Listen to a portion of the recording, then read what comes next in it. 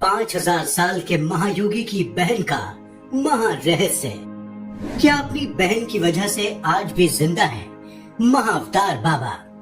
इन दोनों भाई बहनों ने मृत्यु को कैसे जीत लिया?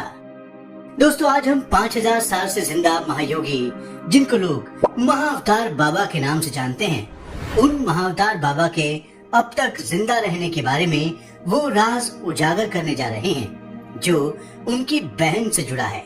जी हाँ, ये कहना भी गलत नहीं होगा कि महाअवतार बाबा आज भी अगर हम सबके बीच जिंदा हैं तो अपनी बहन की वजह से हैं।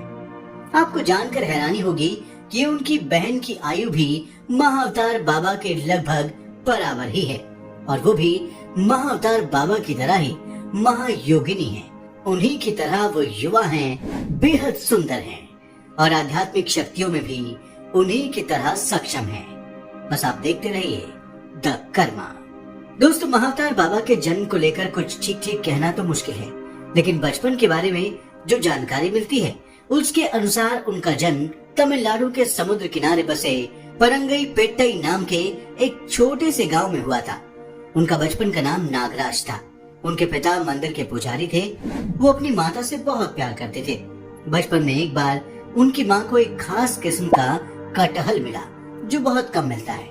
उनकी माँ ने वो कटहल लाकर घर पर रख दिया और नागराज से कहा कि इस कटहल पर ध्यान देना, सब लोग मिलकर खाएंगे। लेकिन बालक नागराज तो उस कटहल को अकेले ही पूरा खा गए। जब ये बात माँ को पता चली तो उनका गुस्सा काबू से बाहर हो गया। गुस्से में उन्होंने नागराज के मुंह में कपड़ा ठूंस दिया।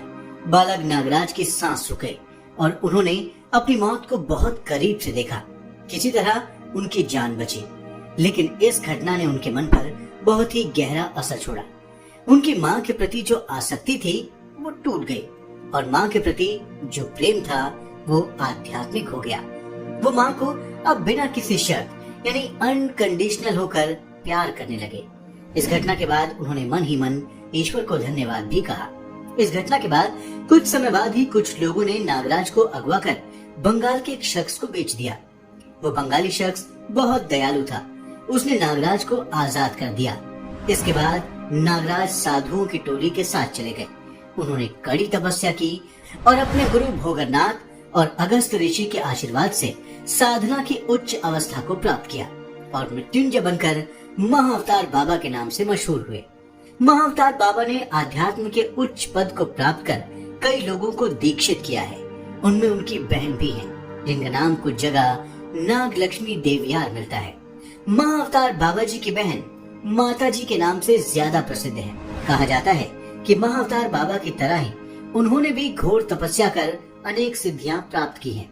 वो भी महाअवतार बाबा की तरह ही मृत्युंजय हैं। जैसे महाअवतार बाबा ने क्रिया योग का प्रतिपादन किया है, वैसे ही उनकी बहन ने गुप्त लय योग का प्रतिपादन किया है।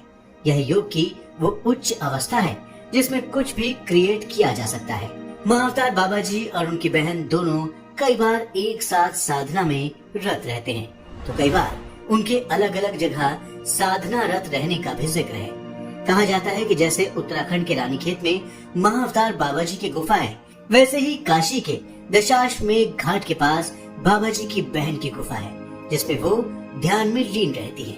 कहा तो ये भी जाता है कि महाअवतार बाबा जी आज तक जिंदा हैं तो वो अपनी बहन की वजह से ही जिंदा हैं। इस संबंध में परमहंस योगानंद जी की किताब ऑटोबायोग्राफी ऑफ एन योगी में जिक्र मिलता है। ऑटोग्राफी ऑफ एन योगी के अनुसार महाअवतार बाबा जी के शिष्य लाहिड़ी महाशय काशी में रहते थे। लाहिड़ी महाशय को महाअवतार बाबा ने क्रिया योग के प्रचार प्रसार की जिम्मेदारी सौंपी थी। लाहिड़ी महाशय ने कई लोगों को दीक्षित कर शिष्य बनाया था।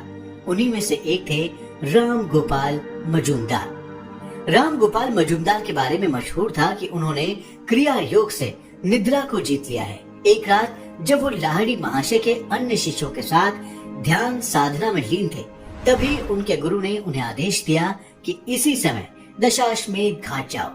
राम गोपाल थोड़ा अचरज में पड़े, लेकिन फिर वो रात में ही दशाश्वमेध घाट पहुंच गए। रात चांदनी थी और टिमटिमाते सितारों से जगमगा रही थी। कुछ देर बैठने के बाद राम गोपाल जी का ध्यान पैरों के पास एक विशाल पत्थर की पटिया पर गया। वो पत्थर धीरे धीरे ऊपर उठने लगा और उसके नीचे एक गहरी गुफा दिखाई देने लगी। उसके बाद वो पत्थर हवा में एक जगह रुक गया, जैसे किसी अदृश्य शक्ति ने उसे पकड़ कर रखा हो। तभी उस गुफा से एक जवान और अत्यधिक सुंदर स्त्री निकली। वो एक सुंदर प्रभामंडल से घिरी हुई थी। वो धीरे धीरे राम गोपाल जी के सामने उतरी और परमानंद में डूबी हुई निश्चल सी खड़ी रही। थोड़ी देर बाद उसके शरीर में हलचल हुई और उन्होंने कहा, मैं माता जी हूँ, महाअवतार बाबा जी की बहन। मैंने बाबा जी और लाहिड़ी महाशय से भी कहा है कि वो आज रात मेरी गुफा में आकर एक बहुत ही महत्वपूर्ण विषय पर चर्चा करें। तभी गंगा के ऊपर एक अस्पष्ट प्रकाश तेजी से वहां आया और थोड़ी देर में एक गोले के रूप में बदल गया। वो गोला थोड़ी देर में ही माता जी के बगल में प्रकट हो गया और लाहिड़ी महाशय के मानव रूप में बदल गया। लाहिड़ी महाशय ने उन महायोगिनी के चरणों में विनम्रता पूर्वक प्रणाम किया। राम गोपाल अभी कुछ समझ पाते कि आकाश की तरफ से आते हुए दूसरे रहस्यमय प्रकाश पिंड को देखकर वो दंग रह गए। तेजी से उतरता हुआ ज्वलनशील भंवर या गोला वहां आया और एक सुंदर शरीर के रूप में प्रकट हो गया। राम गोपाल तुरंत समझ गए कि ये महाअवतार बाबा जी हैं। वो लाहिड़ी महाशय जैसे दिखते थे, लेकिन महाअवतार बाबा जी अपने शिष्य से उम्र में बहुत छोटे दिखाई देते थे और उनके बाल लंबे और चमकीले थे। महाअवतार बाबा जी के सामने लाहिड़ी महाशय, माता जी और राम गोपाल जी ने घुटने टेक दिए। राम गोपाल जी कहते हैं कि जैसे ही उन्होंने उनके दिव्य चरणों को छुआ, उनके शरीर में एक अलौकिक अनुभूति हुई। महाअवतार बाबा जी ने तीनों को आशीर्वाद दिया और माता जी से कहा, बहन, मैं अपना वर्तमान शरीर त्यागने और अनंत धारा में डुबकी लगाने का विचार कर रहा हूँ। तब माता जी ने कहा कि मैंने पहले ही आपकी मंशा जान ली थी, इसलिए आज रात मैं इस पर चर्चा करना चाहती थी। उन्होंने महाअवतार बाबा जी से विनती करते हुए कहा, महामुने, आप अपना शरीर क्यों छोड़ना चाहते हैं? तब महाअवतार बाबा जी ने कहा, क्या फर्क पड़ता है अगर मैं अपनी आत्मा के सागर पर एक दृश्य लहर धारण करूं या एक अदृश्य लहर धारण करूं, मुझे क्या फर्क पड़ेगा? तब उनकी बहन माता जी ने अपनी तेज बुद्धि का परिचय देते हुए उनसे कहा, गुरुदेव, अगर कोई फर्क नहीं पड़ता है तो कृपा कर अपना ये रूप आप अभी मत छोड़िए। बाबा जी अपनी बहन की इस बुद्धिमता पर मुस्कुराए और कहा, ऐसा ही होगा। इसके बाद बाबा जी ने कहा कि मैं अपना भौतिक शरीर कभी नहीं छोड़ूंगा। इस धरती पर कम से कम कुछ लोगों को हमेशा दिखाई दूंगा। परमात्मा ने अपनी इच्छा तुम्हारे मुंह से कहलवाई है। इसके बाद महाअवतार बाबा जी ने राम गोपाल जी से कहा, डरो मत, तुम इस अमर वचन के गवाह हो, तुम धन्य हो।